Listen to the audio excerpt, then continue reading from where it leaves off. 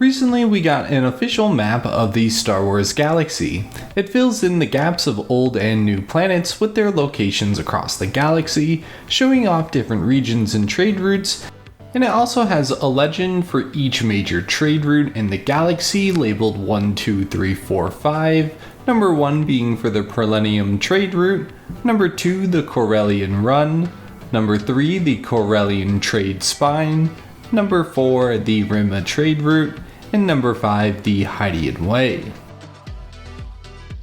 The galaxy map also shows us different regions across the galaxy and even some smaller subregions, and each of them are labeled with a different color, with the unknown regions or the outskirts kind of being anything that is a darker blue or black, kind of the unexplored area. And then the outer rim is dark blue and kind of expands eastward in the galaxy. And then the mid rim is kind of a pink color, and the expansion region is a lighter blue. And then the inner rim is orange, and the colonies are purple.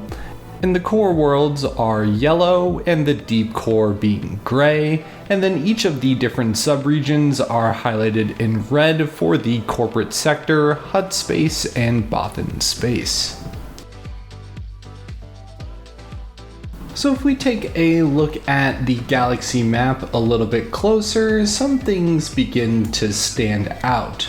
Again, we only have the legend for the major trade routes of the galaxy, and 1 square equals 5,000 light years, which shows us the large size of the galaxy.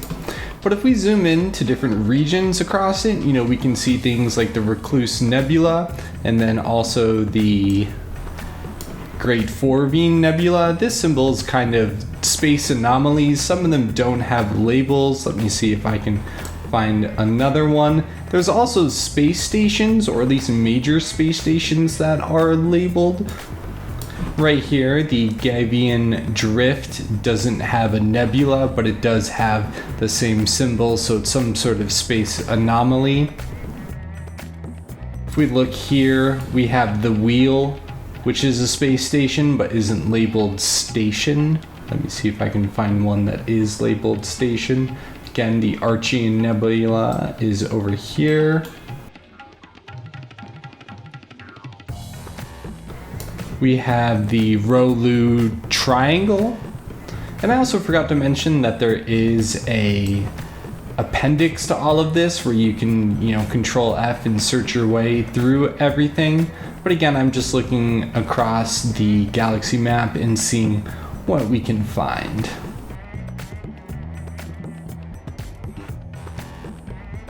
Right here, Arcax Station, STA with that same circle through the line through it, like the wheel that we were at before. That is a space station. And then I also want to point out a couple of things that I noticed looking at the map itself. If you notice, it starts at letter C and goes to U. And I assume that going further into the Star Wars universe, A and B will be filled out as we expand into the unknown regions. And then if you look at it, QRS, TUV, WXYZ, this region could be filled out as the Z region. So there's definitely plenty of room to expand in the Star Wars galaxy.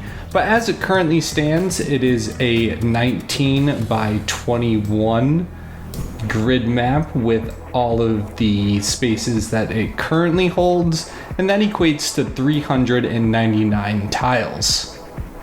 So the current size of the galaxy map is 399 tiles. But if you look in the outskirts of the outer region or all 4 corners of the map, you will notice that a majority of it is blank. So I took the time to figure out how much of the Star Wars galaxy is empty. And it turns out it is 60% filled or 40% empty. 236 tiles have a planet or a planet bordering their region, and there are 163 tiles completely empty. So again, that is 60% filled and 40% empty. And I'm going to be making a video for each square that has a population, or at least something in it that I can make a video off of, starting off with M1. So that video is already out, and go ahead and watch it for mapping the Star Wars galaxy. It's going to be a new video series. So with that, subscribe if you would like, comment down below, and until next video, goodbye.